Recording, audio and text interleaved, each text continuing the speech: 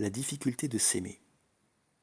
Souffrance du parent et de l'enfant se rejoignent donc sur le fantasme du lien de chair qui, en toile de fond, fait trait d'union. Chez l'enfant, il fera retour à partir de la question de l'origine biologique, qui ressurgira fréquemment comme la clé illusoire de ses problèmes.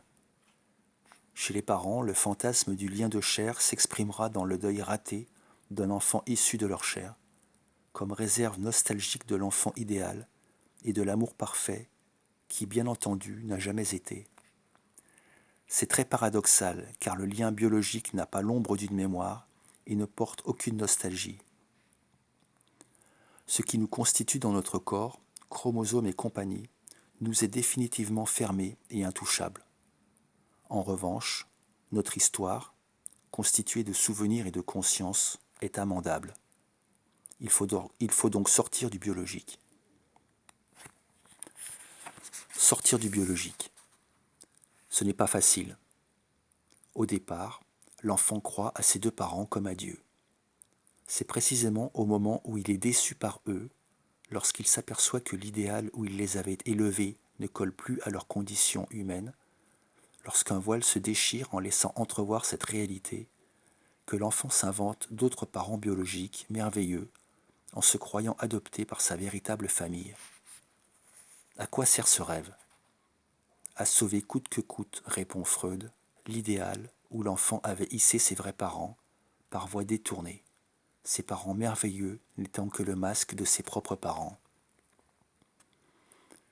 Nourrir le fantasme de l'origine biologique n'est qu'une manifestation d'un refus de savoir ce qui constitue l'humain, sa fragilité, sa mortalité, mais aussi la possibilité de se tromper, comme celle de créer.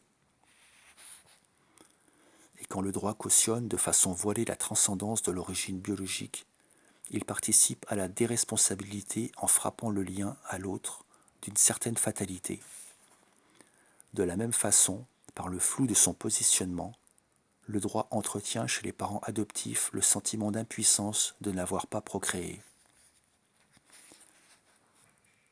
Or, c'est précisément ce sentiment qui peut les entraîner à cultiver le rêve d'un enfant issu de soi, le rêve de ce que cette relation soit fusionnelle, c'est-à-dire reproduisant de l'identique et non marquée par la différence.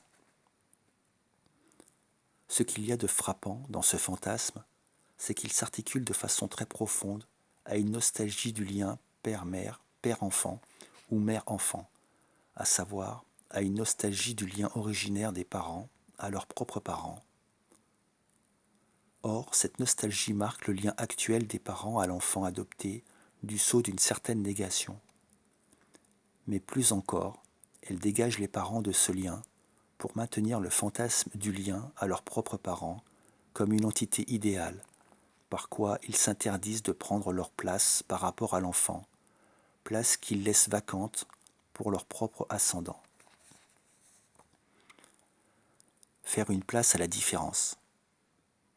Au-delà même de l'adoption, car c'est vrai pour tous, nous touchons la butée inhérente à toute filiation, la pente du rejet de l'enfant s'il est différent de soi ou s'il ne fait pas ce que l'on désire, la pente de la répétition des erreurs que ses parents avaient commis avec soi, l'adoption d'une attitude contraire à l'un de ses parents, qui paradoxalement s'inscrit dans la même veine que la répétition à l'identique, en ceci que l'enfant est mis à sa propre place sans que sa différence ait été perçue.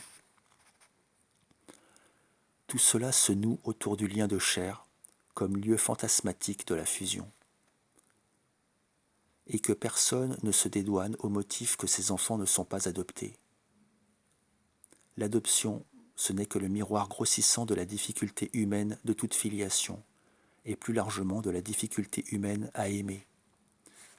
Je veux parler de la difficulté que l'être humain rencontre à s'ouvrir aux questions que pose l'autre dans sa différence, à faire une place à cette différence, et à partir de ceci, qu'il n'en fait aucune à la sienne, ni à l'écart entre ce qu'il veut et ce qu'il fait, entre ses désirs et ses ratés, ni à l'écart entre les réels qui causent ses peines et ses joies, et ses réels mêmes.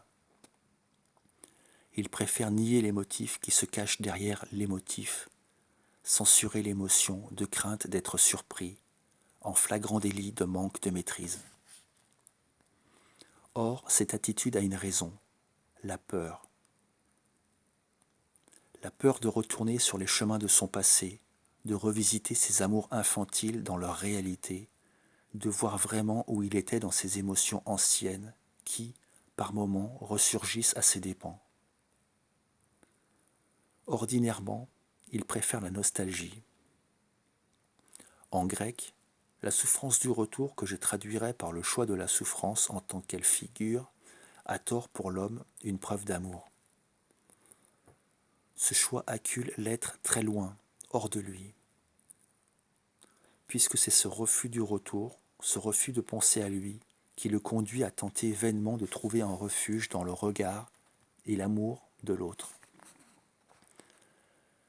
La magie du même qui ordonne sa quête d'amour, le guidant dans ses pas, alors que le même, recherché en amour, ne peut, à la longue, que se déprécier dans l'insatisfaction et l'anxiété, en ceci que la clé de ce que l'on est, substituée.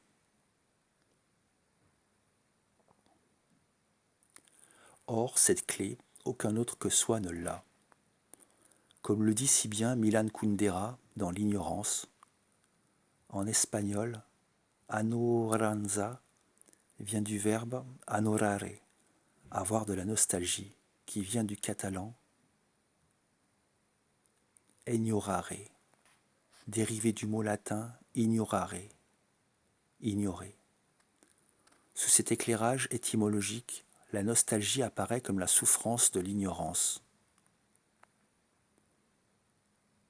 L'expérience montre qu'on a le choix, souffrir de l'ignorance pour entretenir la nostalgie d'un rêve d'amour originaire et absolu, ce qui contraint l'homme à ne jamais vivre l'amour, ses plaisirs et ses peines, à n'être jamais dans le moment pour maintenir le fantasme de son tout, ou alors cesser d'ignorer et d'entamer l'amour de son rêve, ce qui est la seule condition pour que, dévêtu de ses oripeaux métaphysiques, l'amour, c'est-à-dire la relation à l'autre, se déleste de sa fatalité et devienne, avec soi, réalité.